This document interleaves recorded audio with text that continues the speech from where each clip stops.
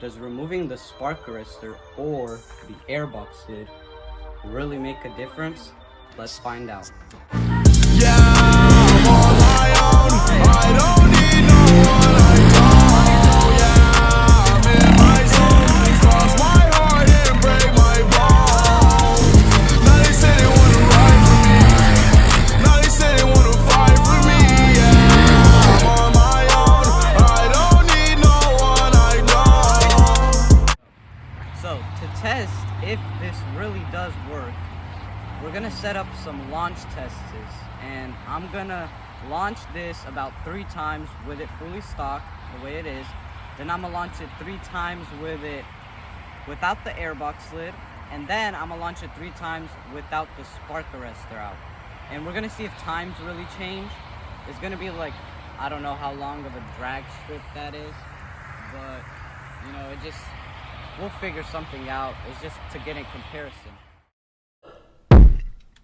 Stupid.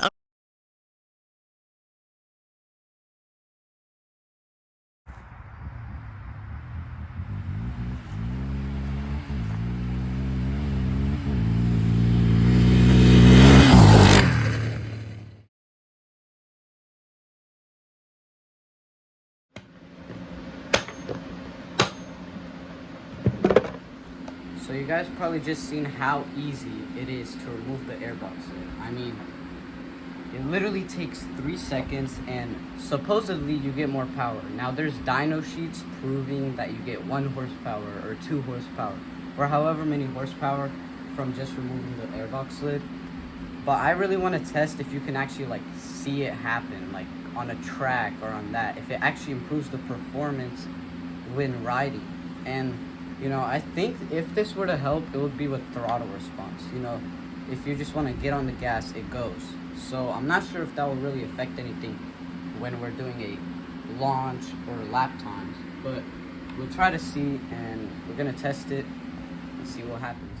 All right, so we just took the airbox lid off, and I rode literally for like 30 seconds. And one thing I already noticed is you can actually hear the engine under the seat. Like the intake noise from just removing the airbox lid is really like, you can really hear it, and even like it feels like it's sucking me in, you know, like it's really like it might actually provide some performance. But you know, now we're just gonna go ahead and repeat the same launch, the same thing, and you know, see what happens.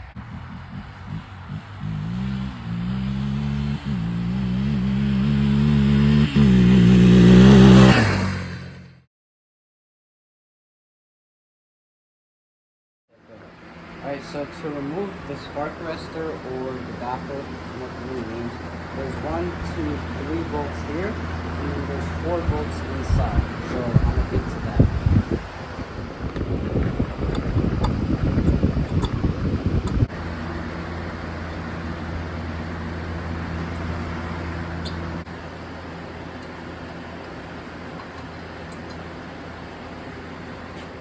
Alright, now you have some 8mm here.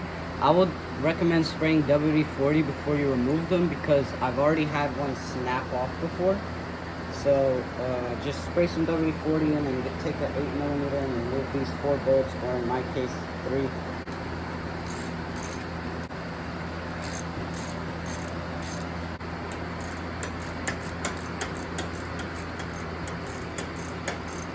Nothing out. So Yeah. Alright. Alright, so once you got the baffle off, it's actually kind of hot, so I'm going to let it go down.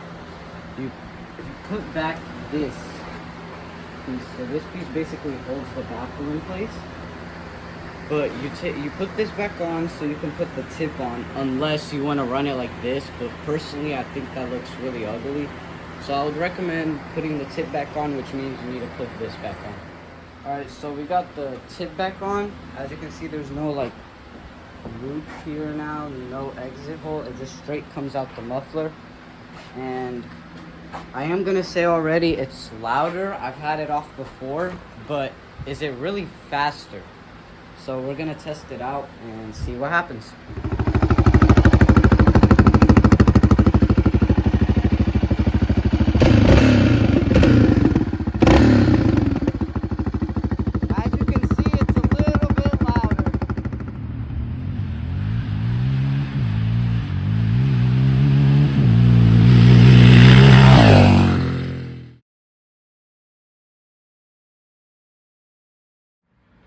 Alright, so from the results, which I'll probably show up on the screen in a bit, turns out removing the airbox lid is the best option for speed, and you know, overall it made it faster. But also removing the airbox lid allows more dust and water, so if you ride trails where it's muddy, I probably wouldn't recommend it.